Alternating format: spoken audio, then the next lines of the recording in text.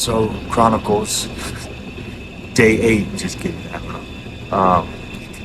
But I find myself, as I prep for the gym, with my coffee and my yogurt and biscuit snacks, um, always getting downloads. And so today, I had seen this man pick up this, I don't know if you can see it, but there's this broken glass, and I've been documenting this window. It changes. I guess now I have to give you the photos, but it changes from Christmas to Halloween to Thanksgiving to graffiti to clean. And it's so beautiful and it's so simple. And on days where I feel I stepped out into the unknown and that used to scare me. It doesn't anymore. I realize this is where I live and this is where magic happens. This is where transformation and just more on that. But I saw this man pick up this bottle and I realized part of what I contribute to the world is I see things that are beautiful, that are simple. And what I do is I hold on to those things and they get me throughout a day. They allow for me to go into the unknown.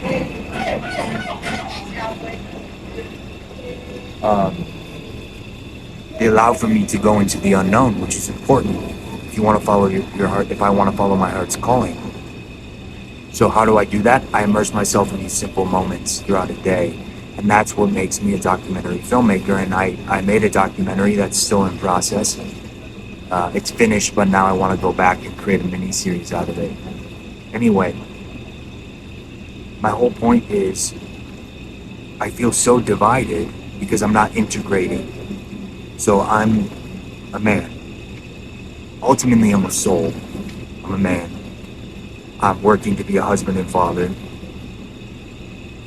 Preparing myself for that. And then I'm an actor, that's my number one. A director of nonfiction and blending fiction and nonfiction is my some things I'm interested in. And I'm a model. But I feel like all of these things live in different worlds, and so I'm feeling crazy and unsettled in how, because I've been trying to compartmentalize them, and for me that's doesn't work, and that's a mistake. And I've been hearing about other people, you need to focus on one thing and kind of grind on this and give it everything you got, versus listening to my heart and letting that pull me and figuring out how to integrate all these things. And so what I realize is, with part of the reason, with modeling,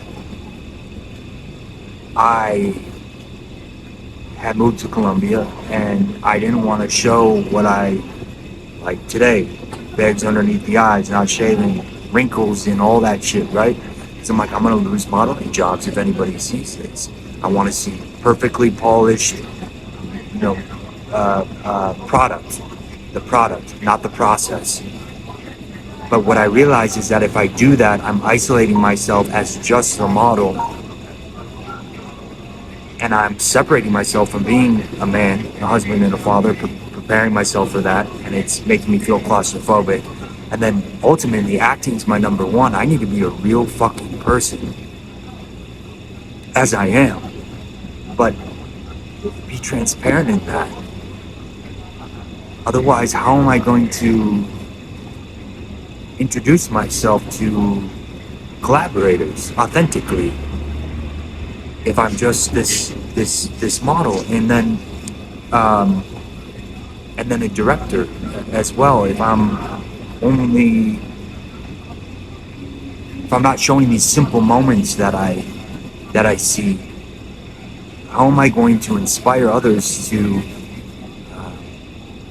be in conversation with me as a documentary filmmaker? So I realized this morning, like, oh fuck, I need to make some changes. And I've been doing that with my YouTube channel, and I'm really grateful for that. That was spoken to my heart.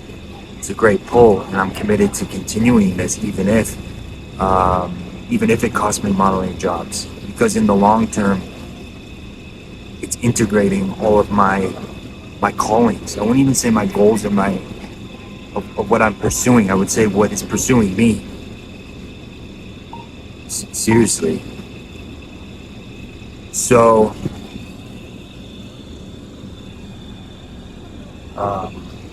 I wrote, I see me how God sees me. I am free. I paint. I pretend, as in modeling. I paint and I pretend. And then I go home and jump in mud puddles. Then I'm just a man. When I model, I want people to know that I'm playing model, which is a huge shift. Before, a year ago, I didn't want anyone to know that I was playing model. I wanted people to think, I am these photos. Whoops.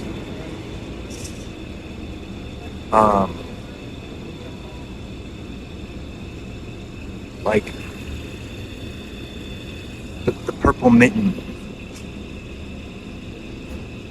And there's a Bart Simpson tag on his like luggage tag on his backpack.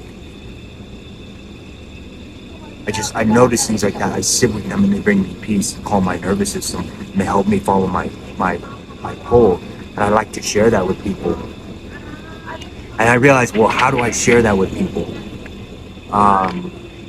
Because sometimes real life is too much, and sometimes I see something and my eye sees it in a very dynamic way, but I need to capture it in a dynamic way for another person to experience it.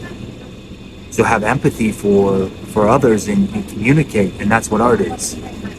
So I realized visually captivating helps. So figuring out a way through photography and through capturing in a dynamic way that helps somebody experience what I'm experiencing to a degree. And then the second thing is maybe pairing real life with story.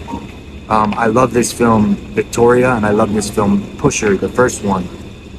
Simple stories that immerse you in real life.